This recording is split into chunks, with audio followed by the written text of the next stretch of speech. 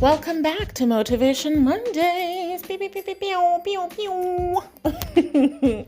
This is where we reflect on the week that passed and think about all the things that we are grateful for, but also all the things that we would like to change in the week ahead. This is a judgment-free zone.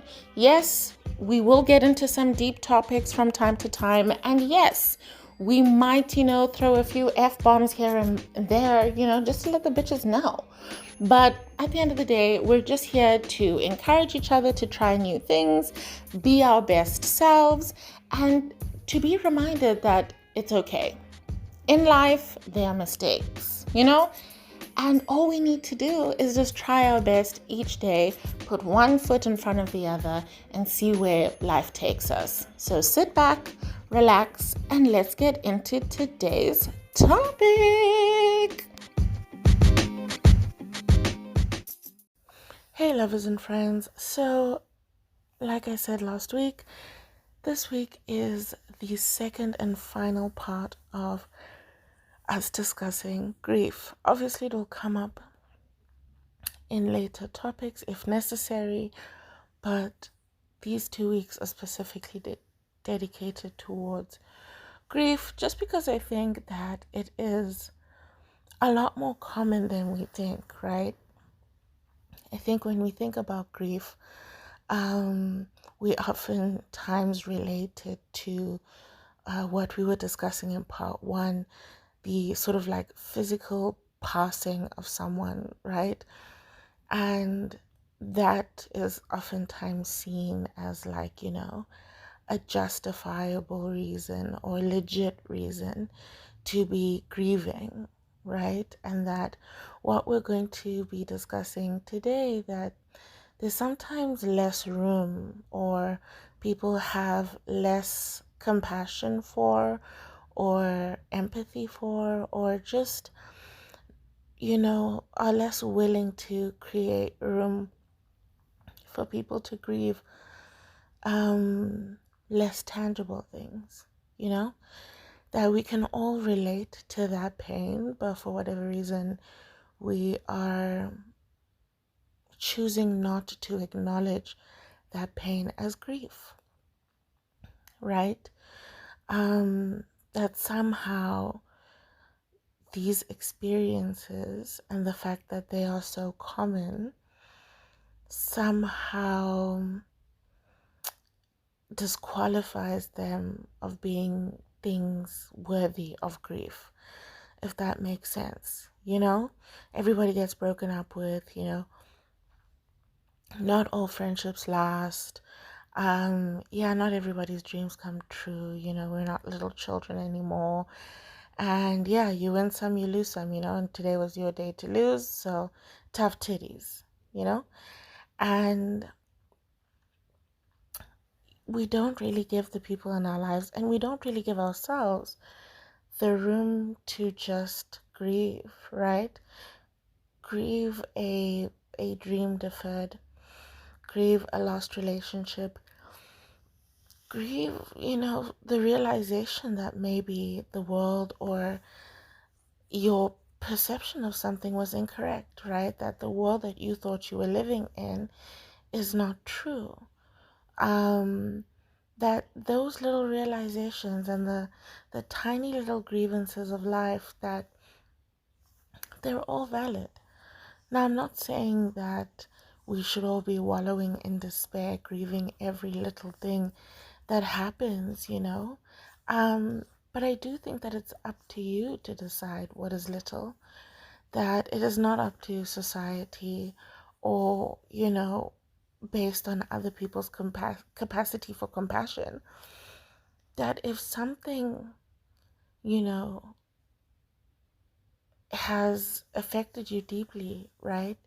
If the loss of something in your life, whatever that thing is affecting you to the point that, like, you have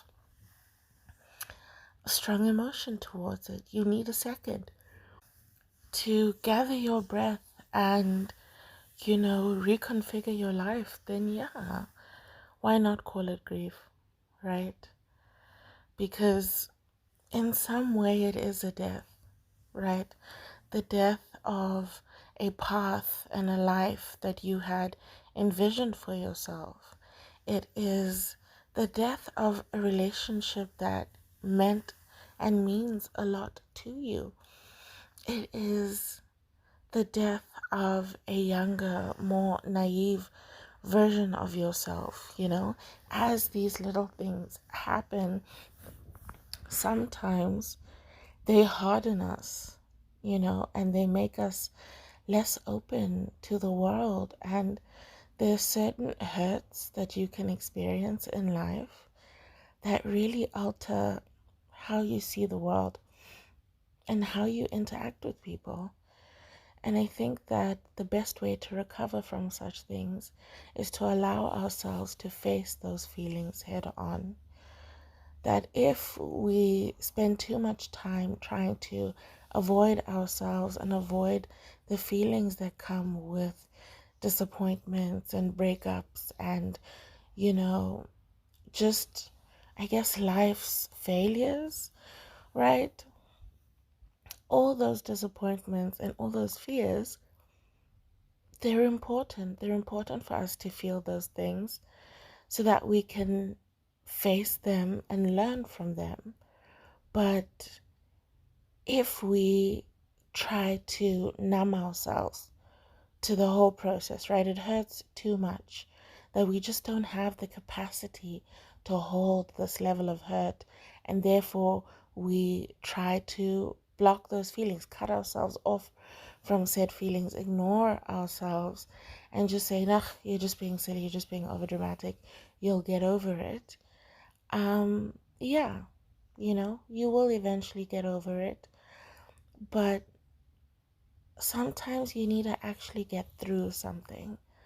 That going around it and getting over it is not the purpose of that experience.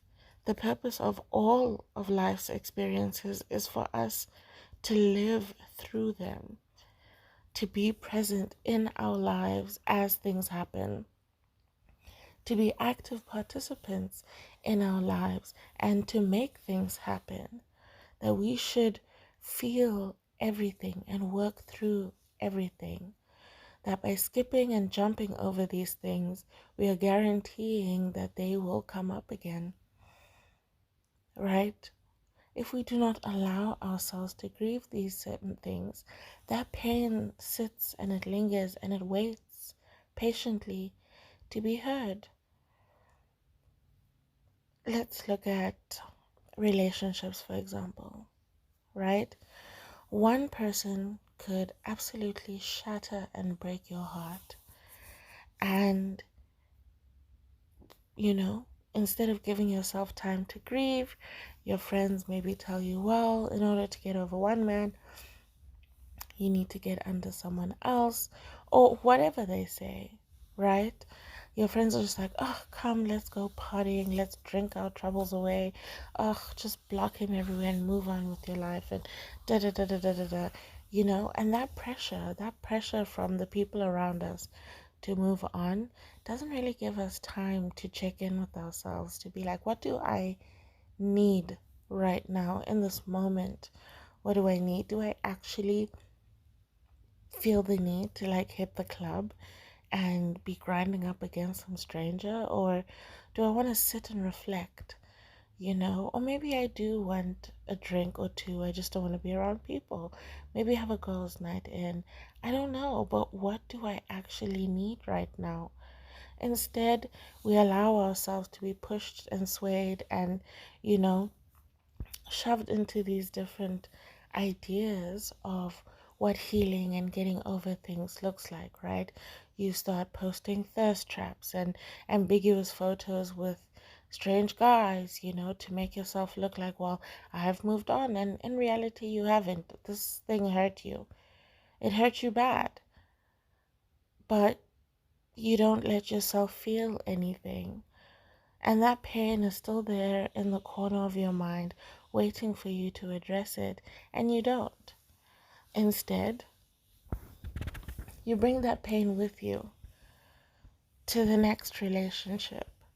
And now you have this warped idea that, oh, men are just terrible people. So now you're looking for the lies and you're looking for the deception, not because this person has given you any inkling, or any reason to suspect them, but the part of you that never fully healed from the last relationship, it's still raw and it's bleeding all over the place, and it's now bleeding on top of this innocent party.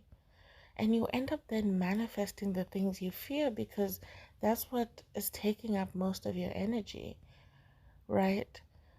This active, squashing of these feelings to say, listen, I was hurt. I opened myself up to someone and they took advantage of that. And, instead of leaning on your level headed friends or making sure that you have a community of care that involves people who are level headed and not just people who will reaffirm any wild idea that you have, right? That you have people who are maybe a little more mature than you so that they can provide a different perspective to the issues and the concerns and the things that you grieve over. But that's what we need. That's what we really need to get to a point where, the pain that we might be feeling has now subsided. We've given ourselves enough time to grieve in order to move on without carrying the dead with us. So now we can let that relationship go and take whatever lessons we needed to learn from that relationship without taking the pain and, trauma and whatever along with it, right? We can now separate ourselves from the grief and just take the lessons on to the next relationship. Grieving or allowing yourself to grieve doesn't necessarily mean that you are not learning and analyzing the situation. That is part of the grieving process, right? You think, what could you have done differently? It's that time to reflect and really check in with yourself. So then why not? Really ask yourself those serious questions. What could I have done differently? Do I believe that I have done anything wrong here? Was I just dealing with the bummy person? And if so, then yeah, maybe I am a little disappointed in myself for not seeing the signs earlier. Or I'm upset that I allowed someone to make me look like a fool, and I'm disappointed that I invested so much time and energy in this individual, in this relationship, and it's now, all for nothing, and feels as if it's all for nothing. And maybe it is. Um, but in the same way that you might grieve, like, a job that you had applied for and had been working really hard to get, or promotion, that you've been working long hours hoping that your manager will see you and consider you for this promotion. Yes, you could argue that all the time and effort that you spent on either that relationship or that project or whatever, that was all for nothing. But it's only, all for nothing if you don't allow yourself to, learn from the situation or use that situation to make you stronger and make you a better person and allow you to maybe even be reaffirmed in your values, right? When you see someone behave in a certain way and you don't agree with it, now you find yourself in a situation where your values are being tested and you stood by your values, right? Or you didn't stand by your values, and this is an opportunity for you to reevaluate and see what the problem is, right? Is it that your values aren't that strong, or that you lack, the the strength to stand by your values, you know? So, yeah, it's only, all for nothing if you don't use it as an opportunity to learn about yourself. And obviously, there isn't always going to be a lesson, right? Um, but even that time spent reflecting, right? that time is never a waste. That time is never nothing because you still end up learning something about yourself at the end of the day. But before I go, around and around in circles, talking about the same thing, last week's advice still applies in this situation. You first have to acknowledge that you're grieving, that this thing, whatever it is, however small you might think it is, that it is affecting you deeply, even to your own surprise. But here you are, deeply affected by this situation, and you would like someone to comfort you. There's nothing wrong with reaching out when you need help, reaching out to your community of care to let them know that you um, are in an emotionally raw state and you would like some support, or even just, to let them know that, like, I don't think I will be available for future events because I am currently going through something that, needs my mental and emotional attention right now. That even if the world or society isn't willing to give you the space that you need in order to protect yourself and process your feelings and be present with yourself for as long and as frequently as possible, then this is how you make space for yourself, right? You can just let people know that, like, hey, I'm going through something. It's pretty deep. And like with your friends and stuff, just communicate that, like, hey, I might not be myself at the moment. I maybe need just extra loving care, a little more than usual this time. I'm grieving the loss of this, job opportunity. I'm grieving the loss of, my relationship, or I'm grieving, my youth. I've realized that I'm older and that there were so many missed opportunities. And now, I feel like I'll never get those chances again. And I'm feeling like I'm having an existential crisis. And I just need you to be there with me and reassure me. Yeah, I don't know what your schedule looks like. I really hope I'm not burdening you, but I'd really appreciate some encouragement this week. I'm going through it. That's it. You can speak up for yourself and advocate for yourself, right? Within your workplace, amongst your friends, wherever you are, right? You communicate whatever you need to communicate to make sure that your needs are met, to make sure that the environment is safe and comfortable for you as well as whoever you share the space with. But it starts with you. It starts with you being honest with yourself about your feelings, to allow yourself to actually feel your feelings and then not wallowing in them, but allowing yourself to observe them, to acknowledge them, to care for the parts of you that need that extra care, right? To check in with your inner child and discuss what this situation has brought up in you. All those little things. Spend that time with yourself, you know? Check in with yourself and really, really, be familiar with yourself, intimately familiar with yourself, so that you can speak up and you are clear about what you want and what you don't want, and you're able to articulate what you need in those moments, right? Understanding that, yeah, some people might not be able to meet you where you are, but you've at least made it known, right? You've made it known, and therefore people who, blatantly go against it or show no compassion, then you know that these are not your people moving forward. But if you hide your feelings even from yourself, then the people around you don't get the opportunity of experiencing life in its fullness with you. That all they experience is you comforting them in their times of need and your shared good times. But they don't know what it looks like when you're going through it. They don't know what they need to do to help you and support you. because you don't want to be seen, grieving, right? You're afraid of the shame that will come with actually grieving for this type of loss.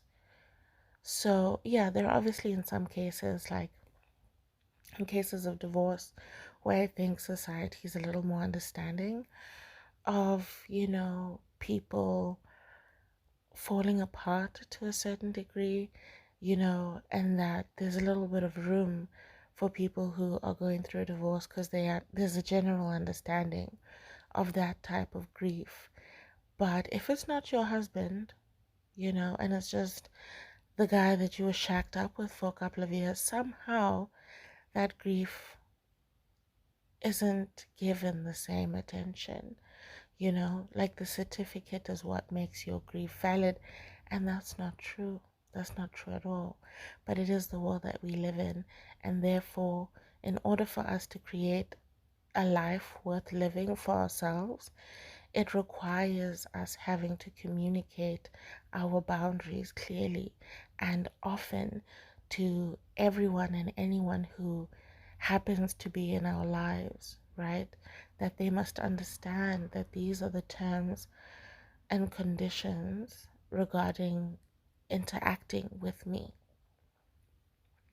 And that if you are not willing to abide by these things, then I suggest you leave, because I'm not begging anyone to stay. Right? And unfortunately, you won't get to that point of understanding your own needs and being able to advocate for yourself fiercely because you don't allow yourself to go through the process of grieving. You let other people's opinions of your grief determine how long and if at all you would allow yourself to grieve. But yeah, the homework for this week is simple. In short, the homework is just breathe. Take a deep breath in if you ever find yourself feeling overwhelmed by any emotion. Take a deep, deep breath in. Hold it. And think about good things in your life. Things that bring you joy, things that make you smile, even if it is good memories about the very same thing that you're grieving. Think about them and smile quietly to yourself. And as you exhale, exhale all the pain and the hurt and the grief that comes with being human, the grief that comes with losing a relationship, the grief that comes with the end of an era, right? When the friendship group splits up and everyone goes to their different corners of the earth, that grief is valid too. So every time you find yourself feeling any type of way, not just when you're grieving, but any emotion, any observation about how your presence here on this earth feels, how it feels to be you on this planet. If you get any emotion that might feel like it could overtake you and overwhelm you, take a deep breath. Think of all the good things that you have in your life and exhale all the worries. Because everything has an inverse. And when there are good times, there are also bad times.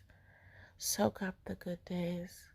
Store up as much sunshine as you can so that you can light a path for yourself as you go through those dark times. And just light your path so that you can move through it peacefully, productively, and effectively. So yeah, that's our homework for this week. We are collecting beams of sunshine so that we can face the darkness. I love you very much, and I look forward to speaking to you next week. Good night.